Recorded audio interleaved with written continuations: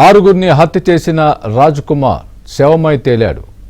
రంగారెడ్డి జిల్లా కొత్తూరులో రాజ్ కుమార్ మృతదేహాన్ని గుర్తించారు. విషం తీసుకుని రాజ్ కుమార్ ఆత్మహత్య చేసుకున్నట్లు చెబుతున్నారు. రాజ్ కుమార్ మృతదేహం పక్కనే పాయిజన్ బాటిల్ను కూడా స్వాధీనం చేసుకున్నారు.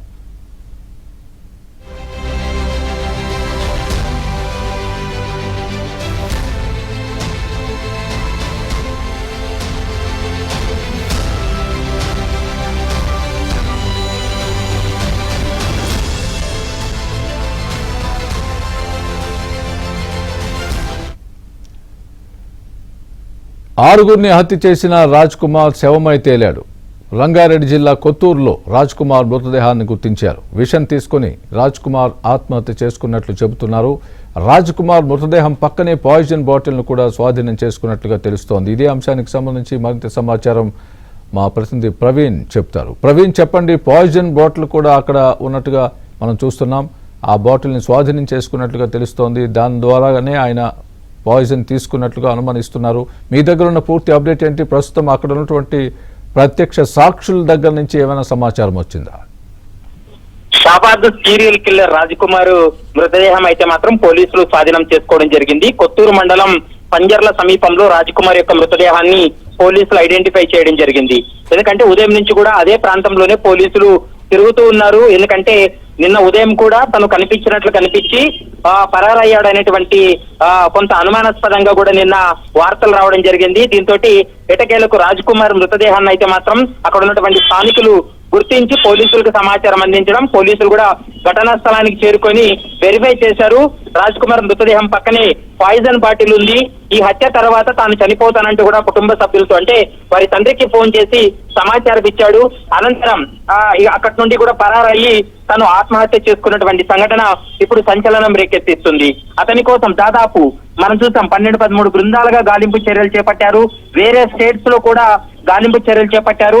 కానీ రాజ్ కుమార్ అయితే మాత్రం వారి మేనమామ వారి ఊరికి వెళ్లి మేనమామతో మాట్లాడా, లేకుంటే ఆ ఊరు సమీపంలో ఆత్మహత్య చేసుకున్నాడా అనేది కొంత క్లారిటీ రావాల్సినటువంటి అవసరం ఉంటుంది.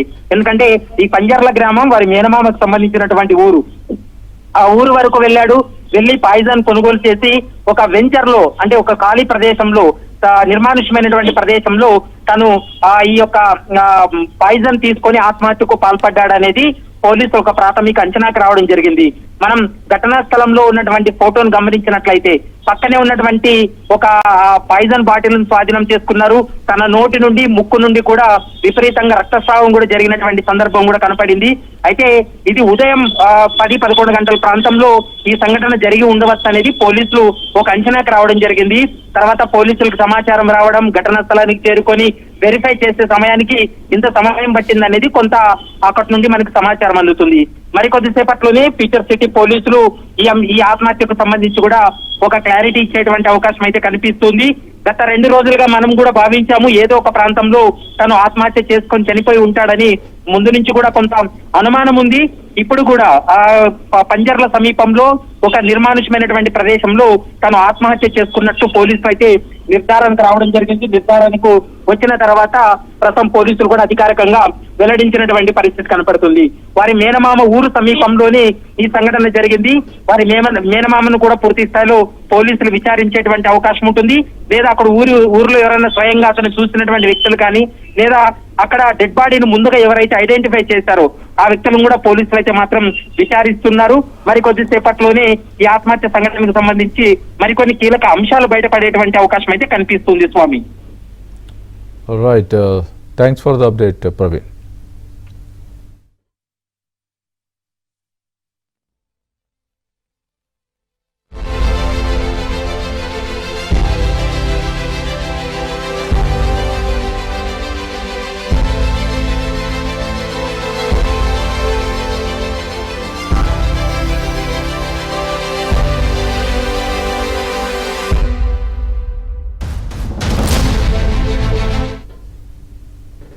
ఆరుగురిని హత్య చేసిన రాజ్ కుమార్ శవమై తేలాడు. రంగారెడ్డి జిల్లా కొత్తూరులో పంజర్ల వద్ద రాజ్ కుమార్ మృతదేహాన్ని గుర్తించారు. విషం తీసుకుని రాజ్ కుమార్ ఆత్మహత్య చేసుకున్నట్లు కూడా చెబుతున్నారు. రాజ్ కుమార్ మృతదేహం పక్కనే పాయిజన్ బాటిల్ స్వాధీనం చేసుకున్న మీదట ఆయన విషం తాగే మరణించినట్లుగా ధృవీకరిస్తున్నారు. ఆ పంజర్ల ఆ గ్రామం అనేది ఆయన మేనమామ ఊరుగా కూడా చెప్తున్నారు.